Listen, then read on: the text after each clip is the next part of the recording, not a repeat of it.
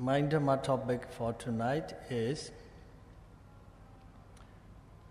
what is a pre-requirement for a meditator? What is a pre-requirement for a meditator is my Dhamma topic for tonight. Ceramah Dhamma Sayadaw pada malam hari ini topiknya adalah apakah prasyarat atau syarat-syarat sebelumnya yang diperlukan bagi para meditator atau yogi.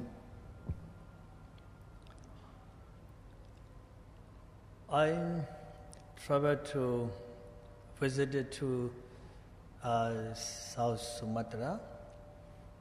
I was very happy to see them. They are Buddhist.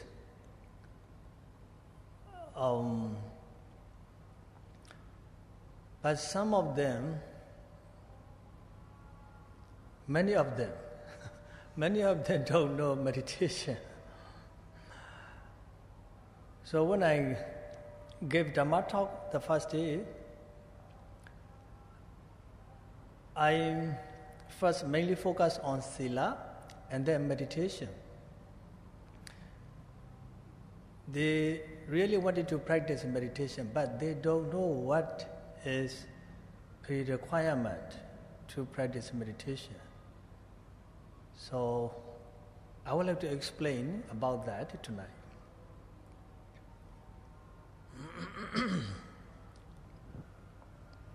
Sayadaw pada awal kunjungan beliau ke Indonesia, pertama-tama mengunjungi Sumatera Utara. Pada waktu itu, Sayadaw sangat berbahagia berjumpa dengan mereka. Mereka adalah teman-teman Buddhis. Beberapa atau bahkan banyak di antara mereka tidak mengetahui bagaimana cara mempraktekkan meditasi. Ketika Sayadaw memberikan ceramah Dhamma untuk pertama kali, Sayadaw lebih fokus atau menekankan pada sila, kemudian meditasi. Mereka di sana mau mempraktekkan meditasi, tetapi mereka belum mengetahui syarat-syarat yang diperlukan untuk bermeditasi. Oleh karena itu, pada kesempatan ini pun Sayadaw akan menjelaskan tentang hal itu.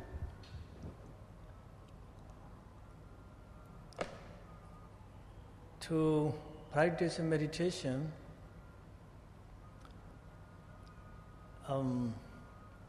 let's say there are 7 stages of purities, 7 stages of purification.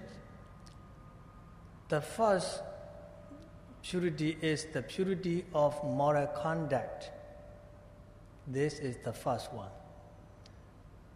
That means the purity of the purity of sila. This is the first purity. So this purity is needed in daily life as well as in the religious life. So that is very important for us to know.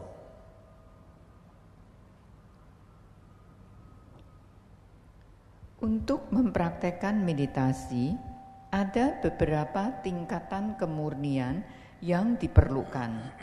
Yang pertama adalah kemurnian perilaku atau kemurnian perilaku moral atau sila. Kemurnian ini, kemurnian pada perilaku atau sila ini sangat diperlukan baik di dalam kehidupan sehari-hari maupun pada saat bermeditasi. Oleh karena itu, kemurnian ini sungguh sangat perlu untuk dipahami. I live in the United States, so I am invited to lead a meditation retreat in some places. They are not really Buddhist, but like a 50-50. Some are still Christian, some are interested in the Buddhism, some are Buddhist. So the audience is mixed. But all of them are interested in meditation. But the problem is some of them think that they don't need the purity of moral conduct. But they still want to do meditation. So, I explained to them the purity of moral conduct is the first stage of 7 purity. So if your sila, if your moral conduct is not pure, that means you are building a house without foundation. Without the foundation, so everything will be collapsed. Everything will be fall down. So I explained to them. But one person argued with me. Bhante, Angulimala killed more than 1,000 people. That means he was a killer. But he became finally arahant. Do I need to observe the sila? I said, of course, you do need. He doesn't understand, within very short time, Angulimala, saw his fault. Let's say he came to understand Buddha's advice, then he made determination, I will not do that again. That is a kind of observation, a kind of a sila. Doesn't say, like here, you say, Panadipata Viramne Sekhabrata Mariyami. He doesn't say that. But in his mind, I will not do that mistake again. And then he continued listening to Buddha's teaching. Finally became Arahant. So this person didn't know that. So he argued with me, but finally he accepted the explanation.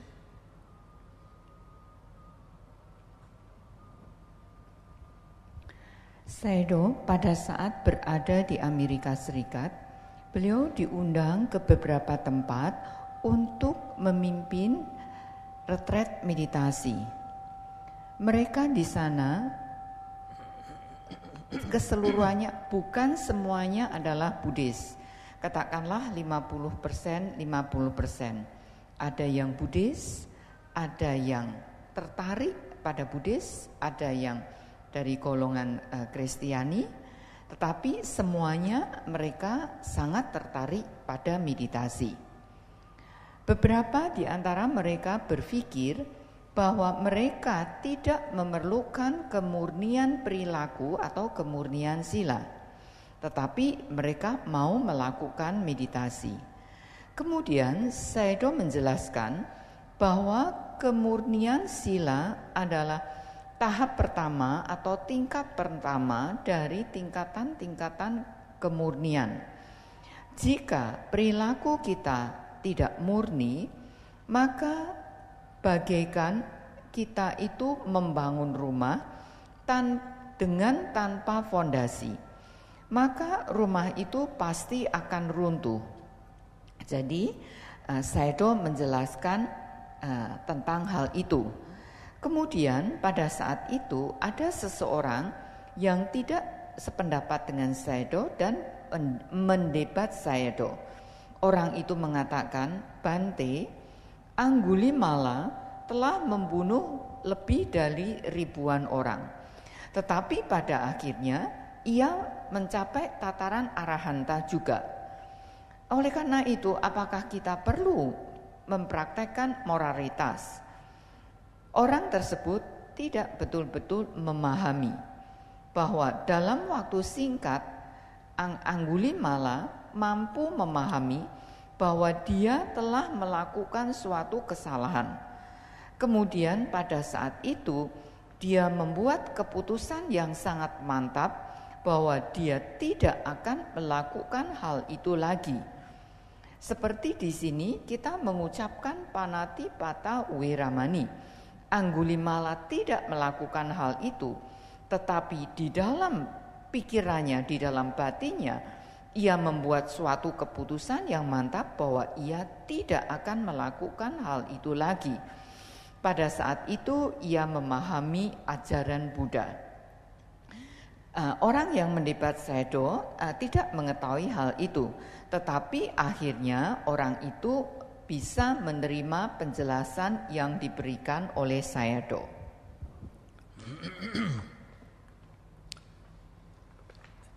In the Buddha time, many men and women, young and old, they became bhikkhu and bhikkhunis.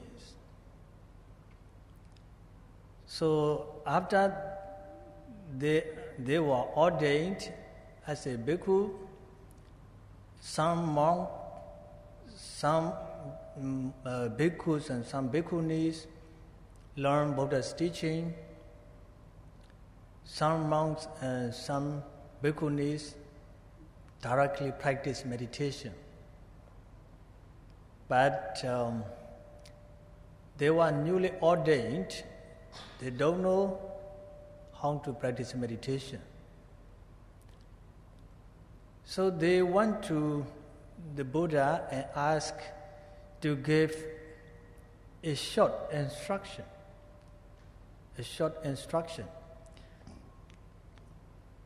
So they requested the Buddha to give them a short meditation instructions. And after they requested, they also promised, I will stay alone. I will stay alone. I will stay in a quiet place, in a seclusion. That makes a quiet place. I will do meditation. Let's say, I will keep mindfulness all the time. Now 3, all the time. I will do meditation with the great effort. Now 4. Number 5 is, I will set my mind to Nibbana when I am practicing meditation. So I will set my mind to Nibbana when I am practicing meditation. So there are 5 promises. I will be alone. That means I will not mix with other persons. You are practicing meditation as a group, but when you do meditation, you practice meditation alone without talking to any other yogis. That is ego, alone. You are alone. Upakato, this is a city center, not that quiet, but your mind is away from the sanctuary pleasures. Sanctuary pleasure means, some people are going, visiting, eating, meeting with the friends. So their minds are connected with the sanctuary pleasures. But when you come here, you cut these sanctuary pleasures. So you do not think about these pleasures. So that means you are in a secluded, in a quiet place. Even though it is pretty noisy, but you stay cut the pleasure, especially sanctuary pleasures. Number 3, you maintain the mindfulness with you always.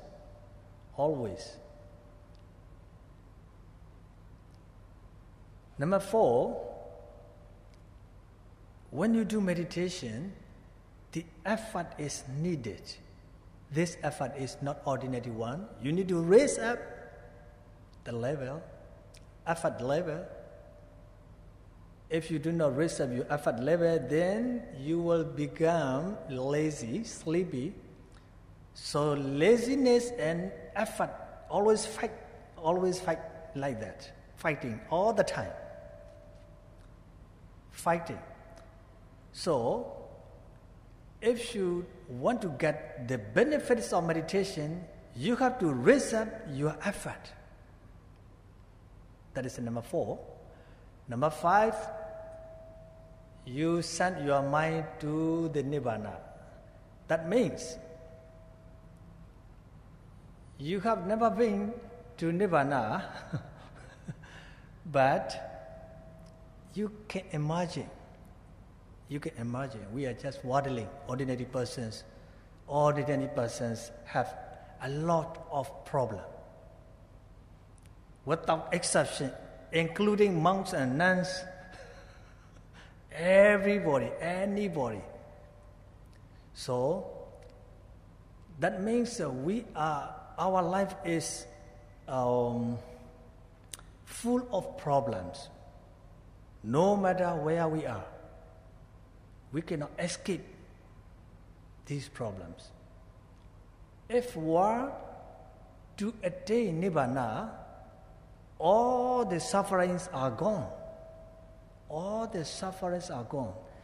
There exists only the state of happiness. The state of happiness. So you can imagine this kind of the state of happiness, and then you send this kind of Nibbana. This is not personal experience, but you try to create in your mind. If I were to attain Nibbana, I will be like this. So that is meant by this word. So, the newly ordained monks and newly ordained monks asked the short instruction from the Buddha. They give their promises like that. I will stay alone. I will practice in a seclusion. I will maintain my mindfulness all the time. I will practice meditation with the great effort. I will send my mind to Nibbana. So giving these 5 promises to the Buddha, they ask the instruction.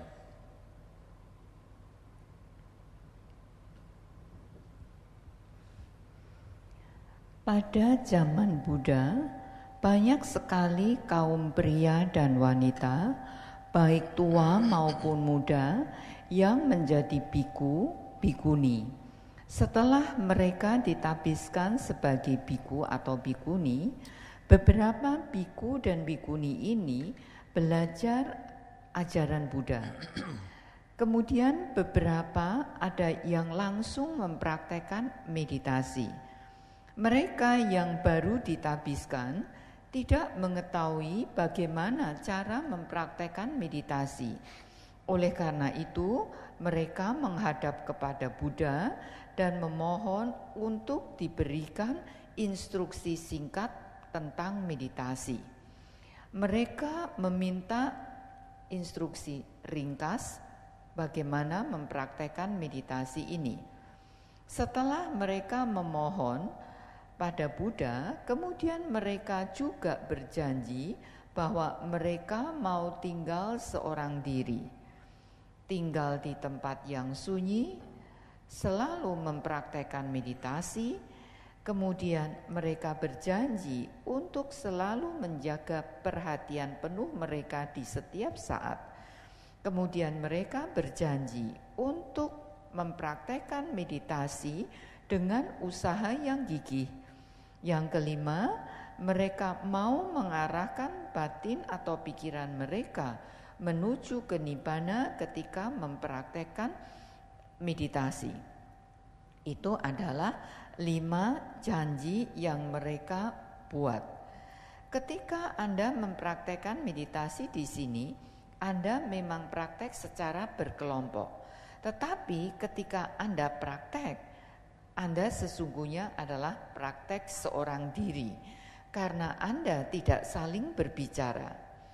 Ini memang city center, tidak begitu sunyi, tetapi batin atau pikiran Anda itu telah menyingkir dari kesenangan-kesenangan indrawi. Beberapa orang di luar, mereka pergi ke sana kemari, kemudian makan, kemudian berjumpa dengan teman-temannya. Semua ini berhubungan dengan kesenangan-kesenangan indrawi. Di sini Anda semua memutus semua kesenangan-kesenangan indrawi tersebut. Anda semua tidak memikirkan hal itu. Oleh karena itu bisa dikatakan Anda berada di tempat yang sunyi. Di sini memang kenyataannya cukup bising, cukup berisik. Tetapi Anda telah memotong semua kesenangan-kesenangan indrawi Anda.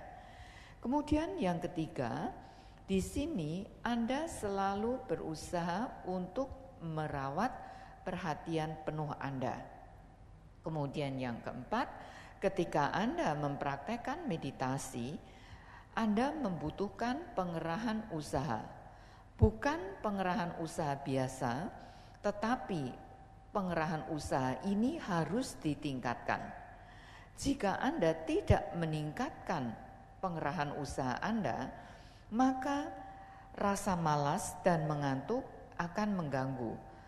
Rasa malas dan usaha ini selalu saling berperang. Jika Anda mau memetik manfaat dari praktek meditasi ini, Anda harus meningkatkan usaha Anda. Ini adalah yang keempat.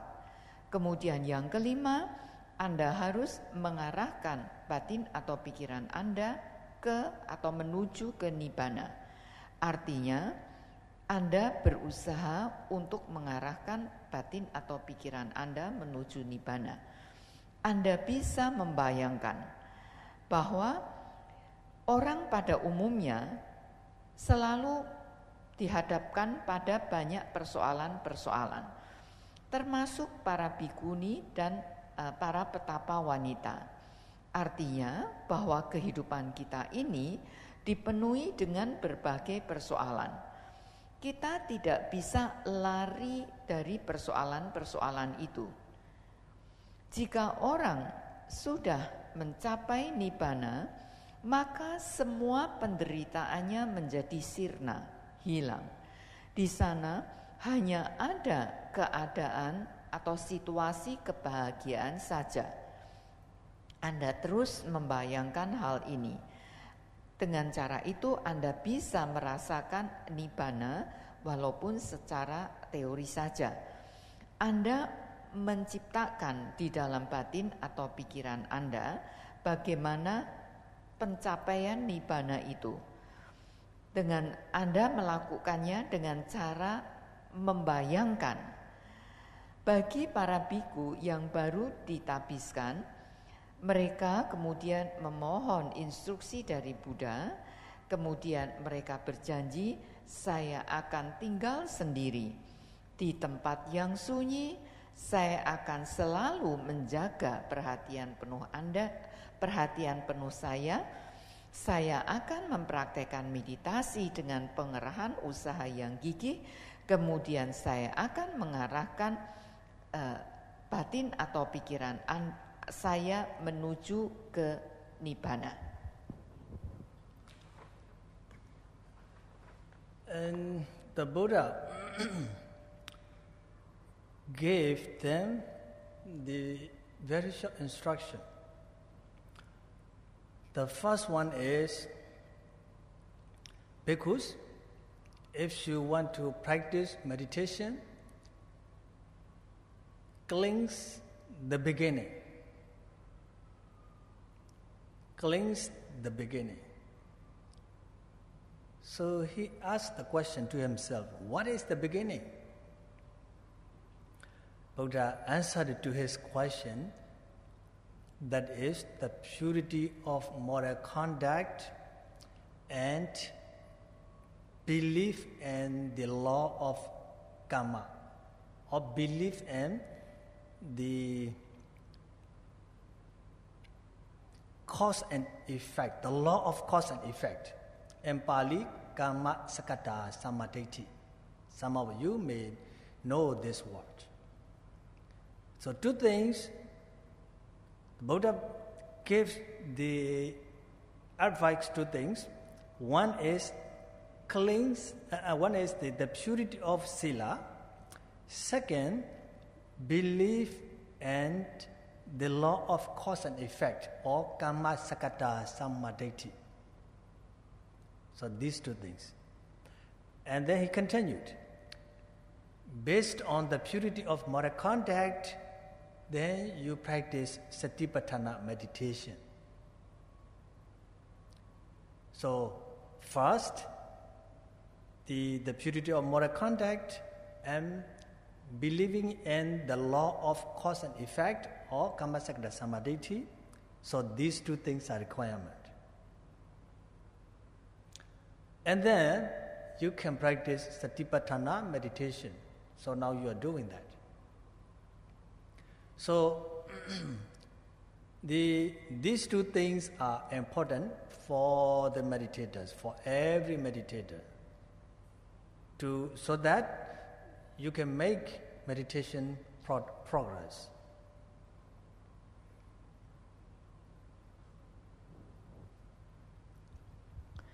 Buddha memberikan instruksi ringkas. Yang pertama adalah, biku, jika Anda mau mempraktekkan meditasi, murnikan atau bersihkan di awal. Kemudian beliau bertanya sendiri, apakah yang di awal itu? Yang di awal itu adalah kemurnian perilaku atau kemurnian sila.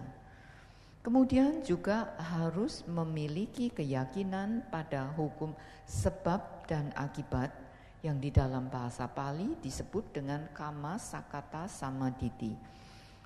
Di antara Anda mungkin sudah ada yang terbiasa dengan kata ini. Dua hal itu adalah sangat penting. Yang pertama adalah kemurnian perilaku atau sila. Kemudian yang kedua, memiliki keyakinan terhadap hukum sebab dan akibat. Selanjutnya Buddha meneruskan dengan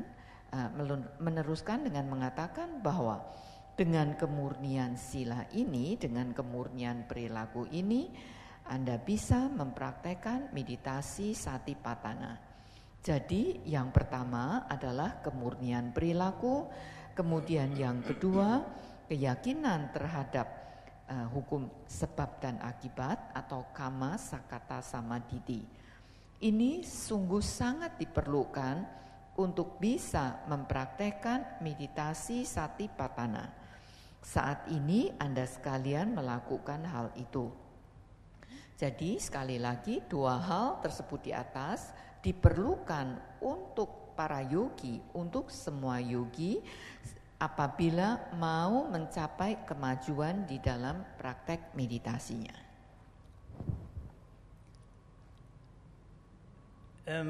Modern days, many people don't care about the sila or moral conduct. So the level of moral conduct is now red. I think you understand that. If the country is no danger, then the level is green. A little bit dangerous, then the level is yellow. And more than that, the level is like an orange color. And we are now in danger, then the level is red. So the level of moral conduct of this world is now red. Going down and down and down. But the other side, science is going very fast, higher and higher, higher and higher. So people are chasing the science or materials, with ignoring the morality. So now, this is like a just opposite direction. Sila is going down, science is going up. So people are chasing the science without caring their morality. So if we cannot, only the science is going up. If our morality doesn't go up, then this science will give us a lot of problem one day. One day. I do believe that. I can prove you right now. Now we are using, even the monks, myself, modern devices like, let's say, telephone. Without the telephone, before maybe 6-7 years ago, I do not use phone. But later, I must use phone. And then my schedule is busier than before. So now the children are using a lot of electronic devices. Parents cannot control their children. Now starting the problem at home. And some parents cannot control their children not to watch the TV, not to play the game. And so now that becomes now like a global problem now. Global problem. This is a small things. So people are using a lot of the science technologies, but we are still getting another side effects. So without knowing this side effect, people are giving so much time to that the modern devices. The other side totally ignore the morality. So if we cannot maintain our morality, then this is like imbalance. One day we will have a big problem because of this science.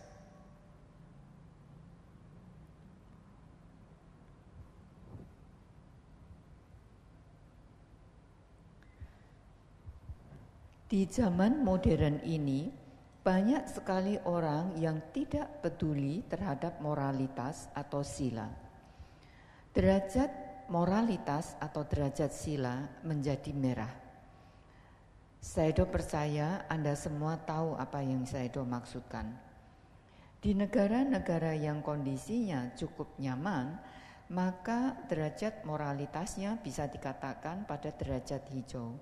Kemudian kalau kondisinya biasa-biasa saja, kita bisa katakan derajat moralitasnya ada pada level kuning.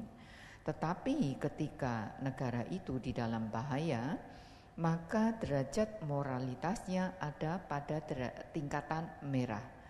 Sekarang ini keadaan di negara-negara pada umumnya dan di dunia pada umumnya adalah sudah pada tingkatan merah. Pada zaman sekarang ini, ilmu pengetahuan maju dengan demikian pesatnya. Orang pada umumnya hanya mengejar pada ilmu pengetahuan saja. Mereka sangat mengabaikan pada perilaku moralitas atau sila.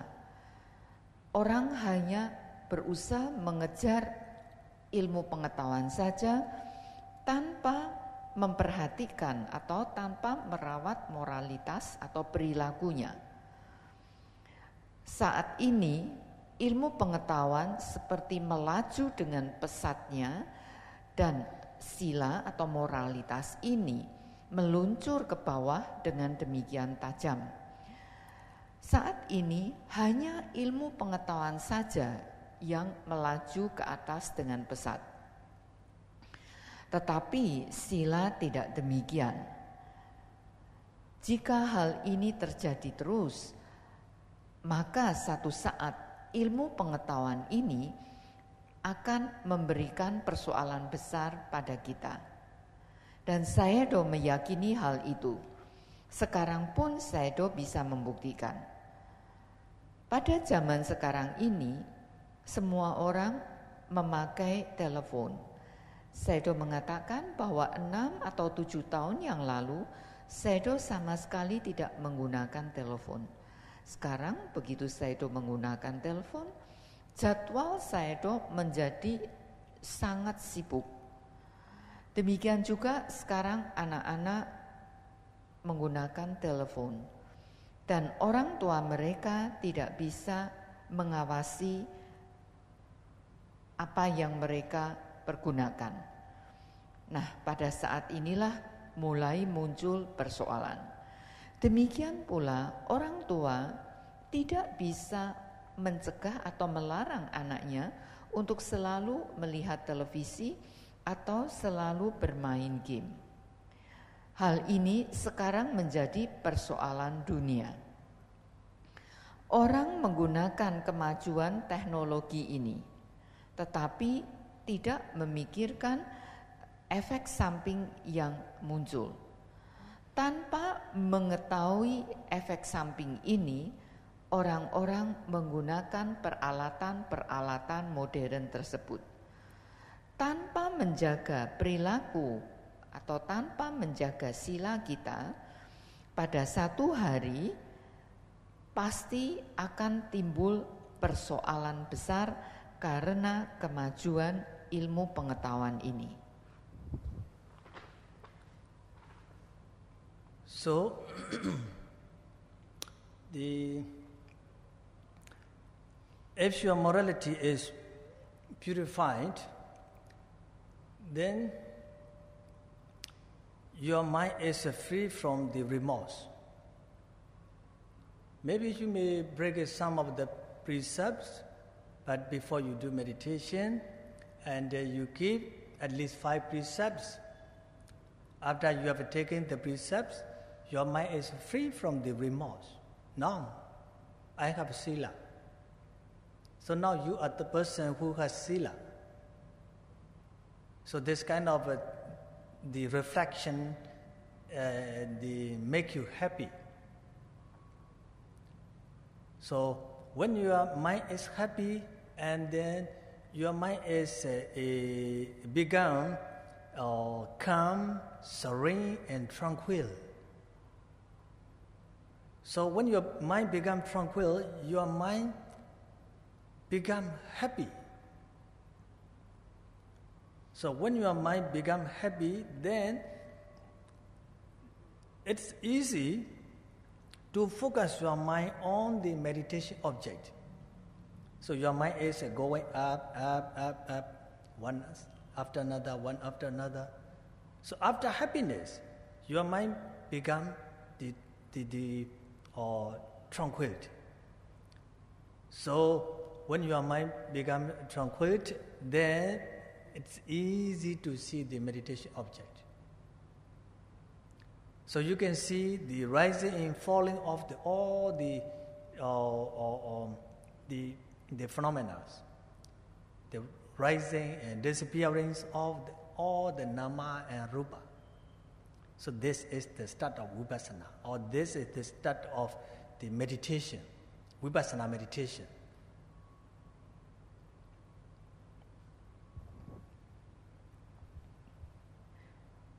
Jadi dengan kemurnian sila, maka batin atau pikiran Anda menjadi bebas dari rasa penyesalan. Mungkin di satu saat yang lalu Anda pernah melanggar sila. Tetapi ketika Anda sebagai umat awam di luar, Anda menjalankan 5 sila. Setelah Anda mengulang mengambil 5 sila ini, Anda bisa merasakan bebas karena memiliki kemurnian sila ragi. Dengan merefleksikan hal itu, Anda akan merasa bahagia. Dengan batin atau pikiran yang bahagia ini, batin atau pikiran Anda akan meningkat menjadi tenang, sejuk, damai. Dengan batin yang bahagia ini, batin atau pikiran Anda akan menjadi bahagia. Ketika batin atau pikiran Anda bahagia, maka akan lebih mudah baginya untuk fokus pada objek meditasi Anda. Di sini batin atau pikiran Anda menjadi lebih meningkat, dan meningkat. Setelah bahagia, batin Anda akan menjadi tenang. Dengan batin yang tenang, akan lebih mudah bagi Anda untuk melihat objek meditasi Anda. Anda bisa melihat gerakan kembung dan kempis Anda dengan semua fenomenanya. Bagaimana dia muncul dan lenyap. Bagaimana muncul dan lenyapnya semua batin dan jasmani. Ini adalah permulaan dari praktek meditasi vipassana. So if your sila is pure, then anytime you can become enlightened. You can become enlightened. In the Buddha time, I think all of you know that the Anathapindika, who was the supporter of the Buddha, he had 3 daughters and 1 son. Daughters were very good. They were very religious. But the problem was his son. His name was Kala. Kala means black. So the name is Kala, the meaning is black. So you can imagine what he is going to do. So his father was so rich. His father was a lot of influence in the city. Even the king respected him. So he was the son of the rich. So he didn't care about his morality. Just, the going here and there, having fans, maybe some drinkings. So his father was very much worried about him. All the family was, as a family, the practice Buddha's teaching. But this particular son did not practice anything. He himself kept away from the Buddha and Sanghas. Even when they had the lunch dana at home, so this son did not help their parents, kept himself away from these activities. So his father was so much worried about his future. So father got an idea. It is not proper. His father understood that he will be reborn in the lower state like a hell or animal after his death. That is why the Anathapindika father must corrected his son using some proper way. So he trying to find out how can I correct my son.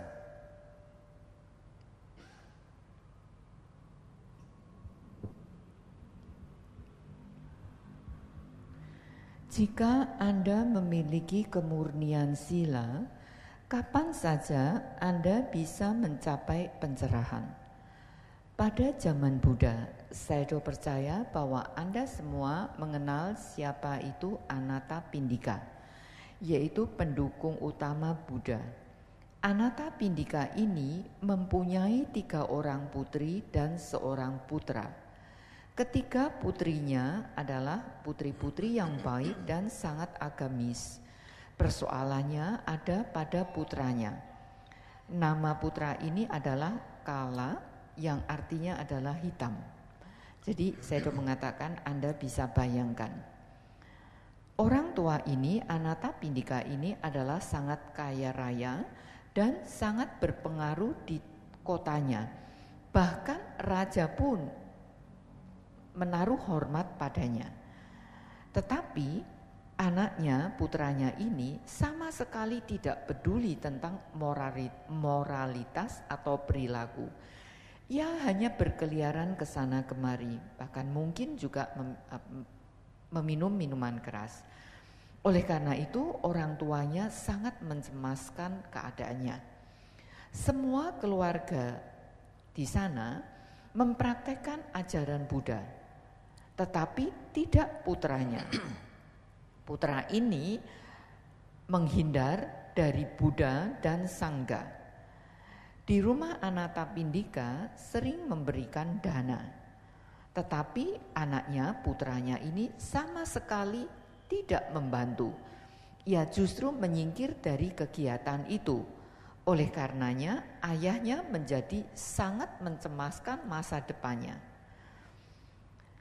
Ayahnya memahami bahwa itu adalah perilaku yang tidak tepat.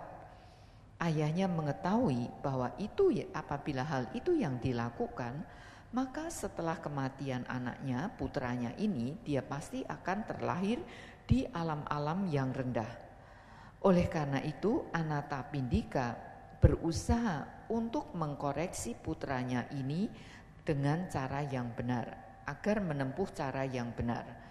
Oleh karena itu, Anathapindika berusaha mencari jalan bagaimana bisa mengkoreksi putranya ini. So Anathapindika got an idea. His father asked the very often pocket money. So he had to pay pocket money every day. So he got an idea. He called his son. Maybe other days $50 a day, but this day he said, I will give you $100 for your pocket money if you go to the monastery and keep 8 precepts, Upasthana precepts. Maybe his son was overjoyed, so happy. So his son went to the monastery and take the precepts. But in ancient time, they had to stay overnight at the monastery, like you do here now. Not come back home. So until next morning. So next morning, they came back home. So his father, mother, they prepared the breakfast for him. So he just coming back, maybe running into the house, and the breakfast was ready for him. So the father told him to eat breakfast first. He said, no. You said to me, I will give you $100 when you have observed the 8 precepts. So I need first money. I will not eat my breakfast until I get my money in my hand here. So his father had to give money, $100 in his hand, and then he just flying monies like that. Oh, I got money, and they eat it this side, like that. Very childish. So go on like that, and maybe after 1 month or 2 months, and he said, okay, my son, if you remember one Dhamma talk, if you can retold me the Buddha's Dhamma talk, or what you have listened, then I will give you $1,000. Oh, he was so happy. Okay, I will try to memorize Buddha's Dhamma. So his father told him to sit right in front of the Buddha and then try to memorize one Dhamma, maybe the one verse. One verse has 4 stanzas, 32 alphabets. Only 32 alphabets, 4 stanzas. Buddha knew that he was trying to memorize his teaching. So Buddha gave the first line, he tried to memorize, okay? And then when the Buddha started to preach the second line, he already forgot the first line. So he tried to memorize second line, okay? And then the Buddha started the third line, he already forgot the first and second lines. Actually, the Buddha purposely used his psychic power not to remember. Not to remember. So he tried to memorize again and again.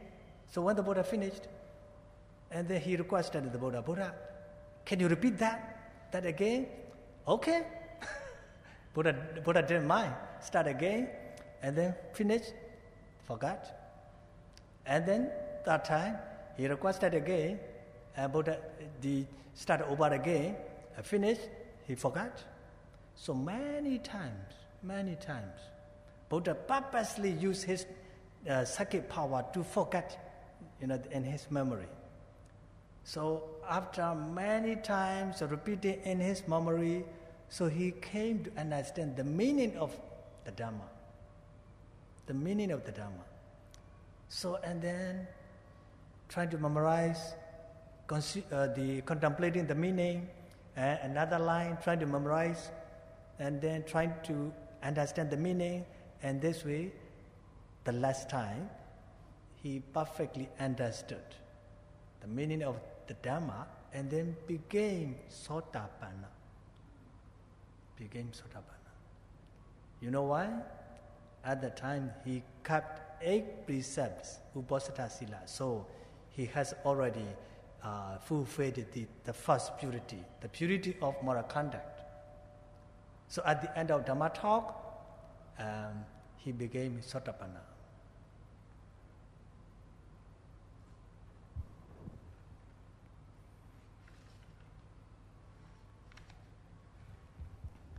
Kemudian Anathapindika ini mendapatkan satu gagasan. Sebagai ayah, ia selalu memberikan uang jajan di setiap hari. Kemudian ia mendapatkan gagasan dan memanggil putranya.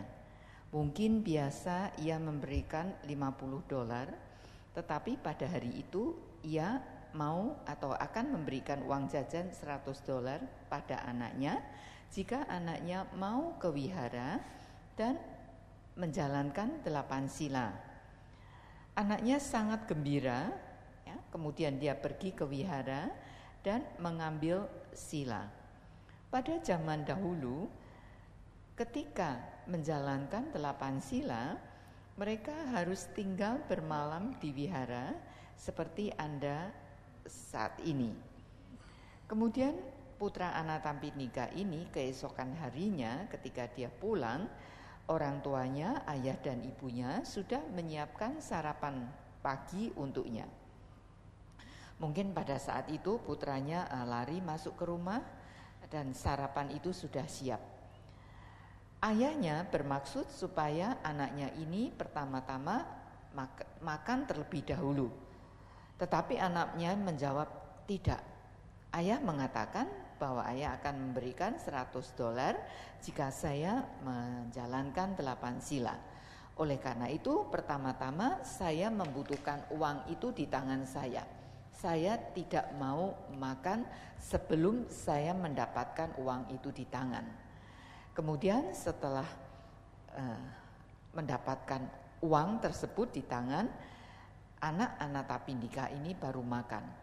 Putra Anathapindika ini memang berkelakuan sangat kekanak-kanaan. Hal ini berlangsung terus-menerus. Mungkin setelah 1 atau 2 bulan, kemudian Anathapindika mengatakan, jika anaknya bisa mengingat satu saja ceramah Dhamma yang diberikan oleh Buddha, bisa menceritakan kembali apa yang diajarkan oleh Buddha, maka Anathapindika akan memberikan $1.000 pada putranya ini. Kemudian putranya ini mengatakan, baik, saya akan berusaha untuk mengingatnya.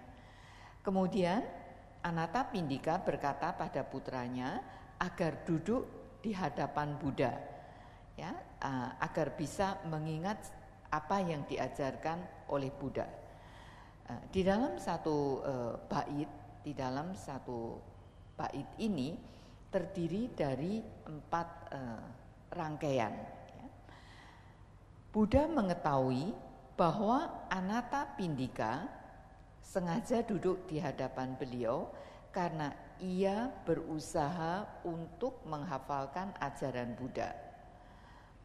Kemudian ketika ia berusaha menghafalkan satu baris yang pertama, ketika dia hafal, dan ketika Buddha mulai mengajarkan baris yang kedua, ia lupa baris yang pertama tadi. Kemudian ketika ia berusaha menghafalkan baris yang kedua, dan ketika Buddha memulai dengan baris yang ketiga, baris yang kedua itu ia sudah terlupa. Pada saat itu Buddha memang sengaja menggunakan kekuatan beliau, kekuatan batin beliau, untuk supaya anak Anathapindika ini tidak bisa menghafalkannya. Kemudian anak Anathapindika ini meminta Buddha untuk mengulanginya kembali, dan Buddha bersedia melakukan hal itu. Buddha memulainya kembali, dan setelah berakhir anak Anathapindika tetap tidak bisa mengingat. Kemudian ia memintanya lagi. Kemudian selesai, lupa lagi. Terjadi demikian untuk banyak kali. Ini bisa terjadi karena memang Buddha sengaja menggunakan kemampuan batin beliau agar supaya anak Anathapindika ini lupa terhadap apa yang sudah dihafal. Setelah hal ini terjadi berkali-kali, akhirnya putra Anathapindika ini memahami arti dari ceramah Dhamma Buddha. Ia berusaha untuk memahami, merenungkan arti Dhamma. Dengan cara ini, putra Anathapindika memahami arti dari Dhamma yang dibabarkan oleh Buddha, sehingga ia berhasil mencapai tataran Sotapanna. Pada saat itu anak Anathapindika sudah menjalankan 8 sila. Jadi dia sudah memiliki kemurnian sila, sehingga pada akhirnya dia berhasil mencapai tataran Sotapanna.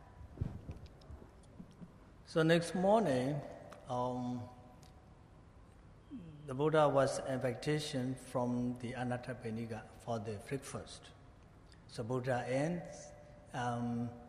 many bhikkhus went to their house, the house of the Anathapindika. So Kala also followed at the end of the monk. So the other day, when the came back home, he was running, flying in the air, shouting like that, like a child. But that day, that morning, he was like a monk. He was like a monk, controlling his faculties, his eyes, his hands, and his legs, very much like a monk. So when the father, Anathapindika, saw his son, he knew that my son's appearance, especially the face appearance, totally changed. So he had already become a Sotapanna. His mind became very, very stable, very, the concentrated mind. So like a monk. So when the Buddha and bhikkhus they entered first, and then these family members offered the food, and also Father himself gave the breakfast to his son, and holding $1,000 in his hand. And that time, his son wished that, oh, my father, it would be good. His father did not give me money in front of the Buddha, because at that time he already became a Sotapanna. He was ashamed to accept money. To accept money. That is why he didn't want him to give the money in front of the Buddha. But he just gave, here is money, and so my son, eat the breakfast, enjoy your breakfast, and then here is your money. So he refused. And then the father, Anathapindika, told the Buddha, Buddha, my son has changed today. A lot of change. The other days, he came back home, flying in the air, shouting, calling something, asking money. And so today, he did not do like that. He's just like a monk. Also, he refused the money today. So Buddha explained, yes, your son has totally changed. So now today your son becomes Sotapanna. So being a Sotapanna is better than the richest of the universal monarch, or the richest of the king of Dewa, or being a king,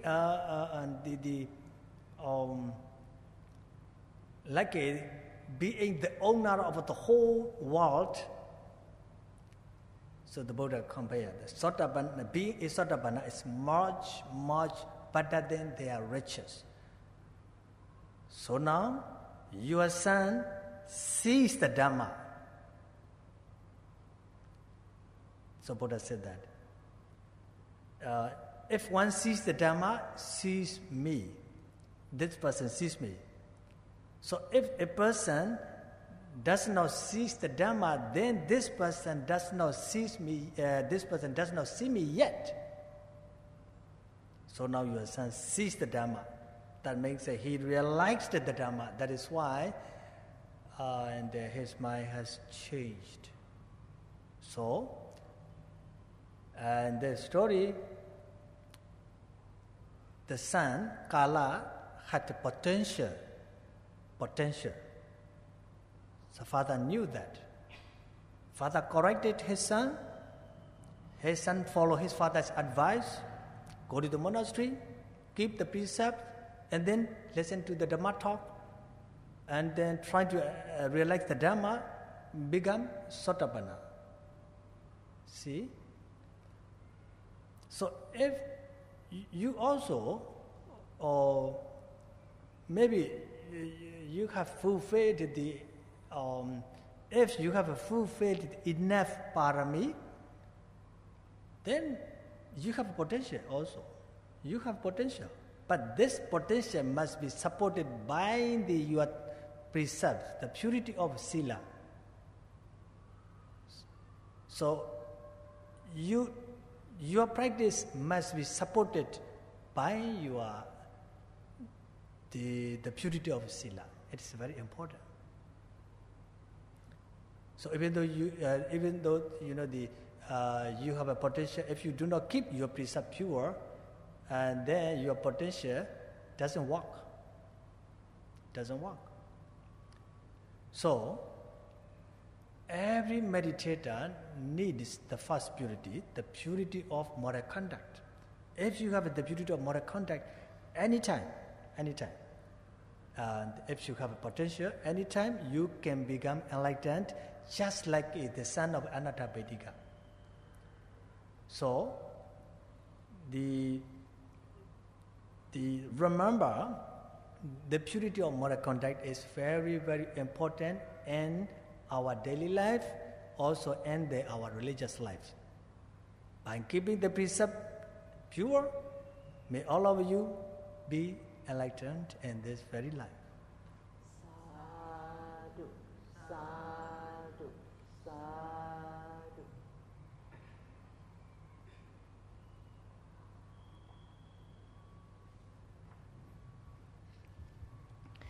Keesokan harinya, Buddha diundang untuk menerima dana makan pagi di rumah Anathapindika. Oleh karena itu, Buddha diikuti dengan banyak biku menuju ke rumah Anathapindika. Pada saat itu, Kala juga mengikuti di barisan yang belakang. Pada hari-hari sebelumnya, ketika pulang ke rumah, ia bagaikan lari di udara, berteriak seperti anak kecil.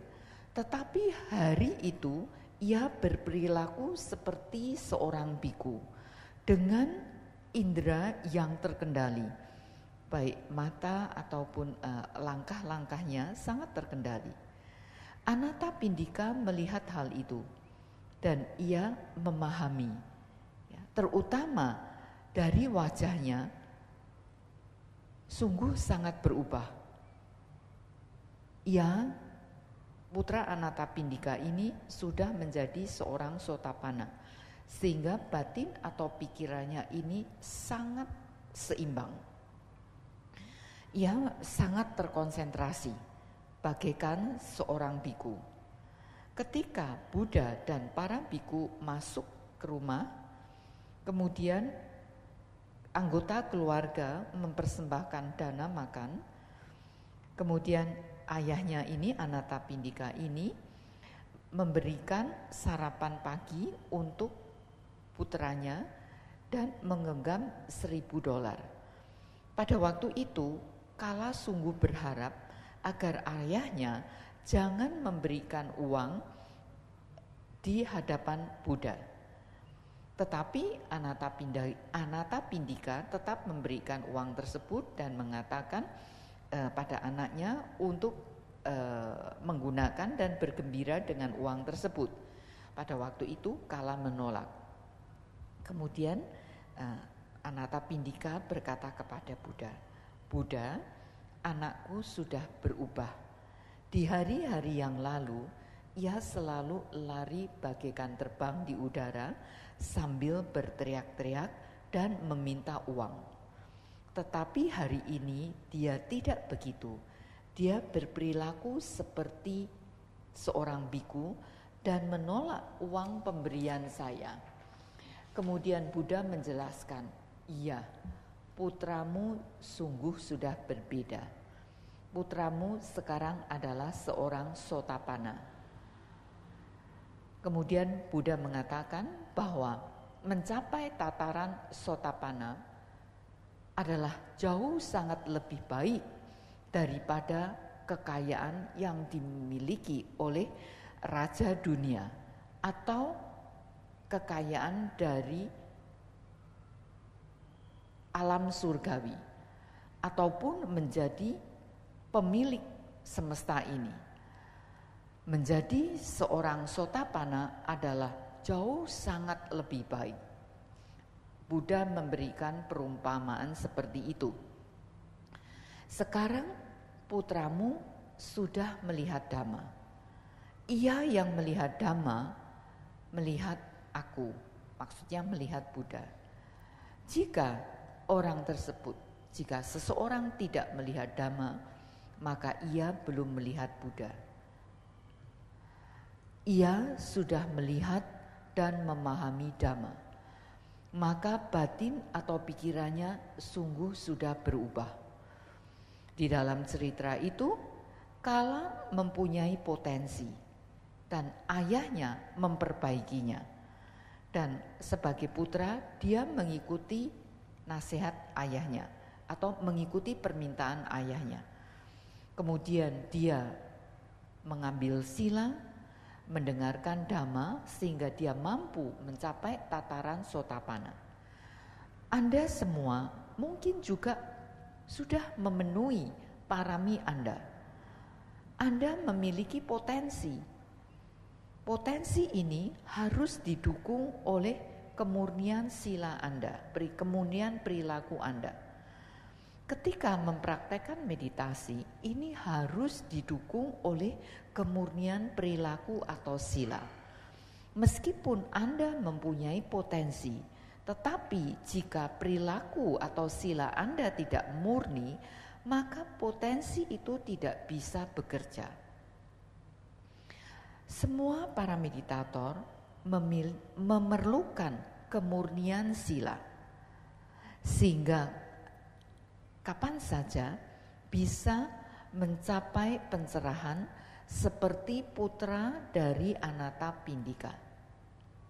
Jadi Anda harus mengingat bahwa kemurnian sila itu sangat penting, baik di dalam kehidupan sehari-hari maupun kehidupan keagamaan. Semoga dengan mempertahankan kemurnian sila, Anda bisa mencapai pencerahan di dalam kehidupan ini juga. Sadhu, sadhu, sadhu. Namaskara.